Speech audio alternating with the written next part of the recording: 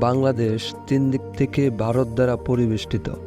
তবে বাংলাদেশের কারণে ভারতের 7টি গুরুত্বপূর্ণ রাজ্য দেশটির মানচিত্র থেকে অনেকটা বিচ্ছিন্ন হয়ে আছে। বাংলাদেশের উত্তর পূর্ব দিকে থাকা এই রাজ্যগুলো হলো মেঘালয়, ত্রিপুরা, আসাম, মিজোরাম, মণিপুর, নাগাল্যান্ড এবং অরুণাচল প্রদেশ। এই 7টি রাজ্যকে একসাথে বলা হয় 7 সিস্টার্স। এই 7টি রাজ্য পশ্চিমবঙ্গ রাজ্যের শিলিগুড়ি করিডোর দিয়ে ভারতের মূল ভূখণ্ডের সাথে যুক্ত হয়েছে।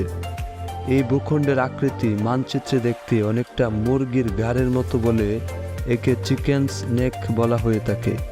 7 সিস্টার্স রাজ্যগুলো ভারতের মূল ভূখণ্ড থেকে কৌশলগতভাবে খানিকটা দুর্গম হওয়ায় উপমহাদেশের রাজনীতিতে এই অঞ্চল একটি বিশেষ তাৎপর্য রয়েছে। সাম্প্রতিক সময়ে বাংলাদেশের অন্তর্বর্তীকালীন সরকারের প্রধান উপদেষ্টা ডাক্তার মোহাম্মদ ইউনূসের একটি বক্তব্যের জের ধরে 7 সিস্টার্স